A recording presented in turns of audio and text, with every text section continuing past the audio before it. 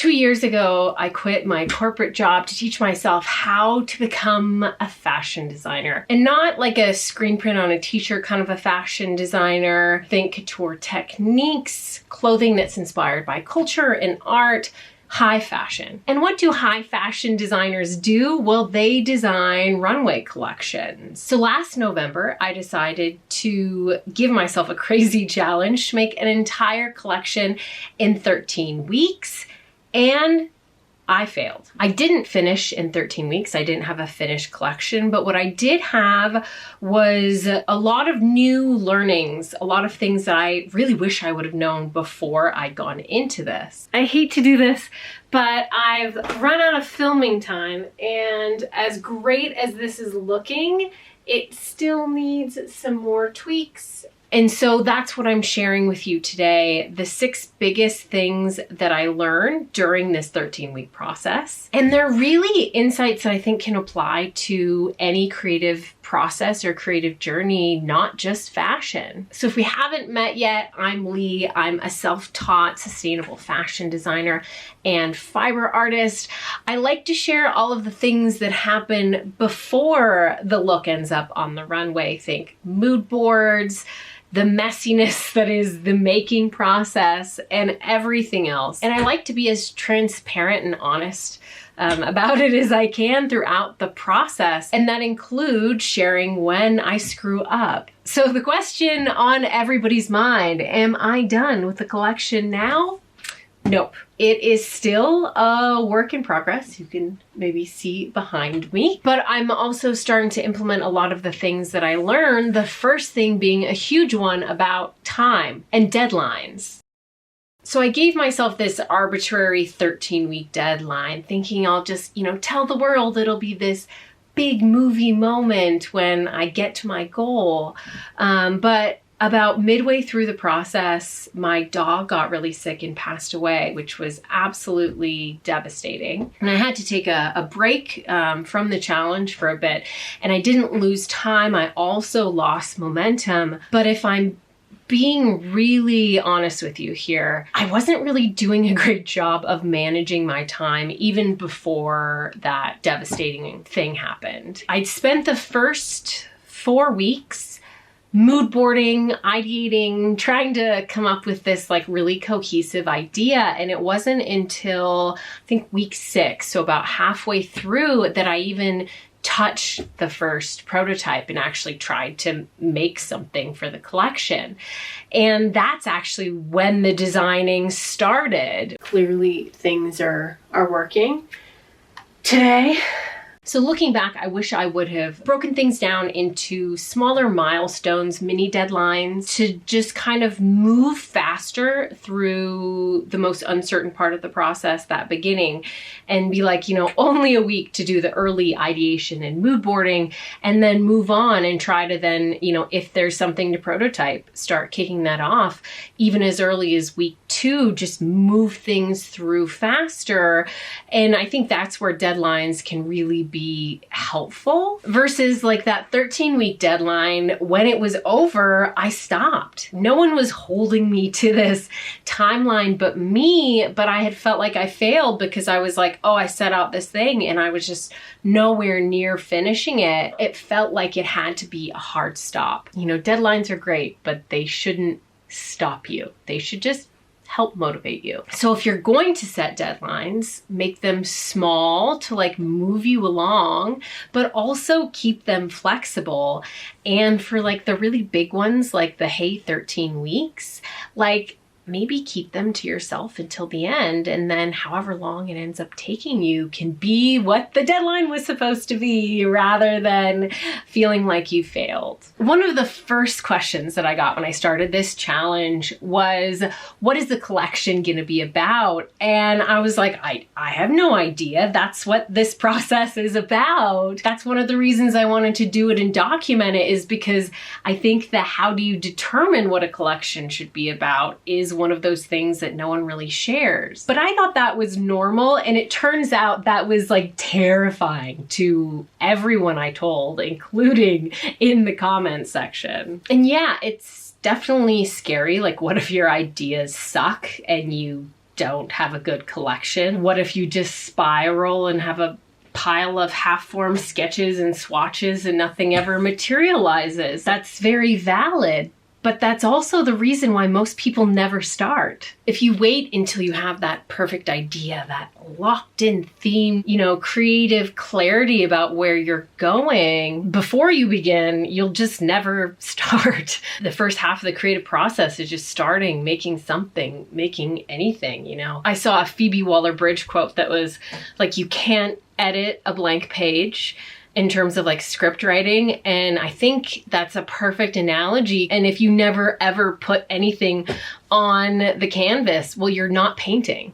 So if you're not actually jumping in and trying to do the thing, you're not designing. So my learning is to just trust the process, know that the ideas will come, and the ideas will come more frequently and faster and will clarify when you're in the middle of that, knee deep in the, I have no idea where I'm going, and all of a sudden, the path materializes. But you have to start walking first. Because the entire point of this exercise was this morning was to pick out what we're making this week.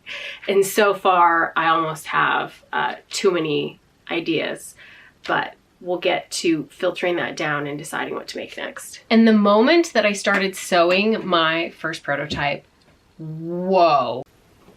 It was like the floodgates opened of ideas and options for how the thing that I was working on could start evolving. And all of a sudden, this momentum of like where I could take this collection just started building. And remember, before that, I had just been like mood boarding and spiraling. So stop overthinking and get into that experimentation faster. But as soon as I touched the fabric and started cutting out shapes and actually made something, that creative momentum just completely showed up. Suddenly I had more, ideas and directions I wanted to take this. Then I had time to make the things. And imagine had I actually started making things in week 2, would the collection be so much, more mature and further along by the time I'd finished it?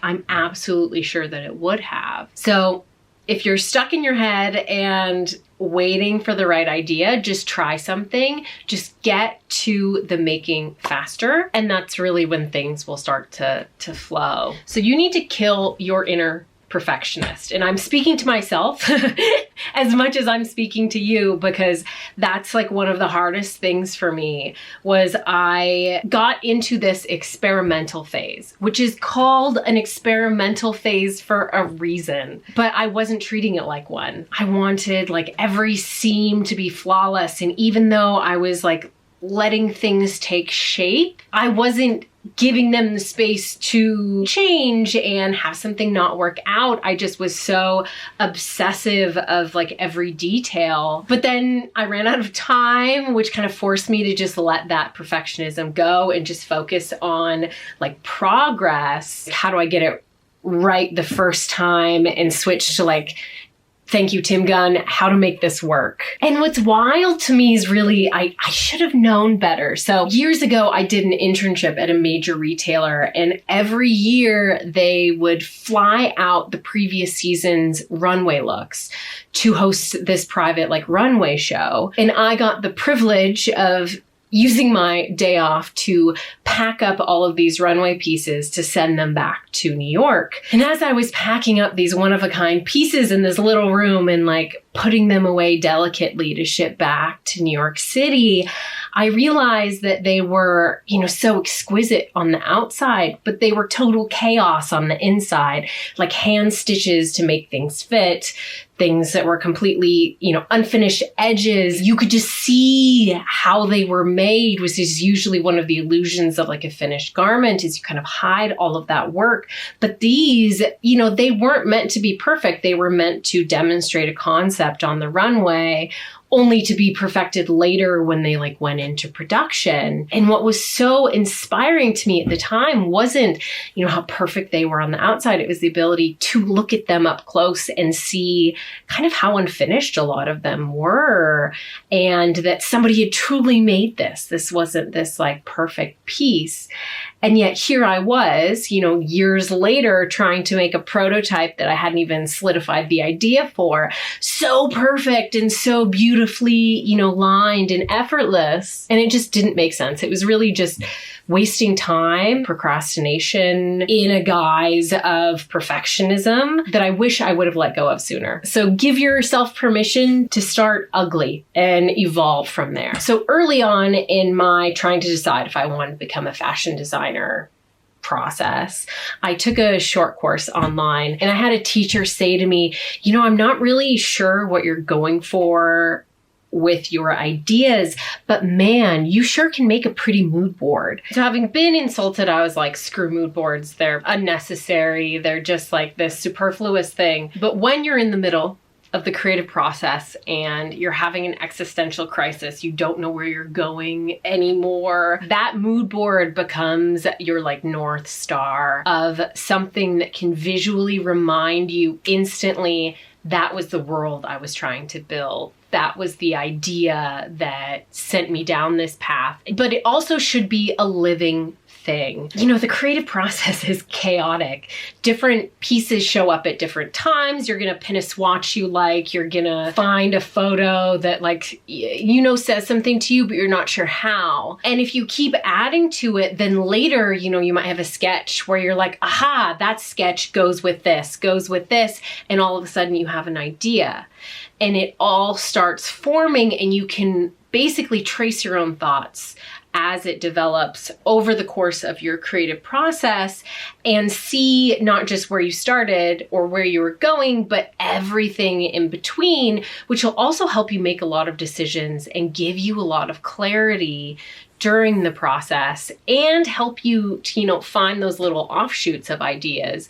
Whereas if you had just kind of like stopped at the beginning and been like, this is my intent, and then here's my finished product, you might have missed these little, you know, side streets you could have taken. It almost becomes like a visual journal a bit of your process. And this is an idea that I think is something that's ingrained in fashion schools.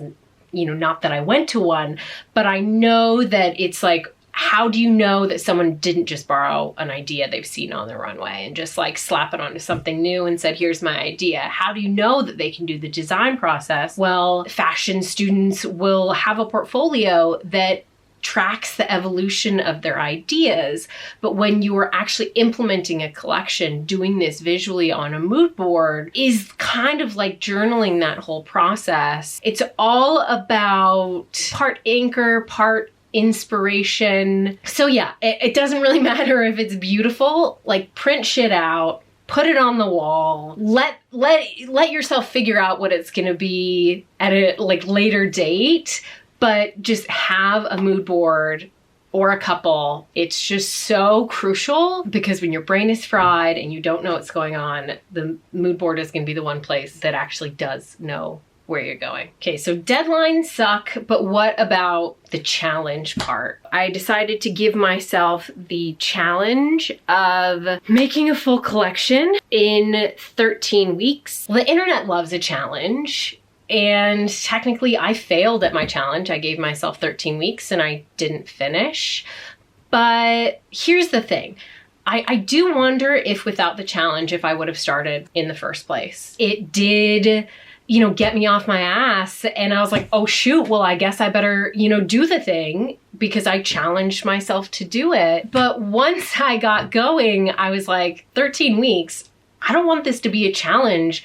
I want this to be my life. You know, I've made things and I'd made things that go together, but I hadn't gotten to the point where you actually have designs that start evolving along a train of thought. And I absolutely loved it. I have never been happier than, you know, I think the moment when I had this weird t-shirt idea that suddenly I was doing in silk and was becoming an evening dress, and I don't really design dresses, and it was just this whole thing. Yeah, I started with a challenge, but I really found my life's work and showed to myself that this is what I want to do forever. The challenge did help me get here, but it's not what keeps me going. So that's the trap, right? We fall in love with the challenge, but then when we don't reach the finish line, when we don't win, we feel like we failed and it wasn't worth it. So the learning here for me was really about, yes, the challenge had value, but really it was just the jumping off point. I'm gonna go too heavy on metaphors here, but it's like the challenge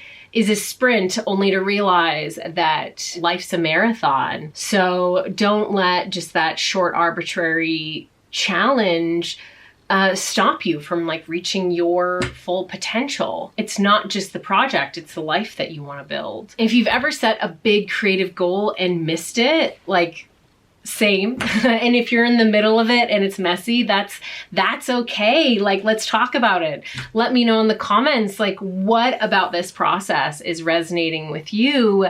And if you've made it this far and we're not creative besties yet, hit that like and subscribe button because it means so much to me. So those are the 6 things that I learned that are helping me to keep going. And I want to know like what resonated with you, or is there anything that, you know, you're seeing that I didn't call out that you think is valuable and something that I should be taking away from this? Like, let's drop it in the comments and definitely check out what other people are saying, because we all benefit if we can support each other on this creative journey. So thank you so much for watching, and I'll see you, in the next video. Who knows? One of these days it's going to be with a finished collection, and I can't wait till that day and to show it to you. I'll see you next time.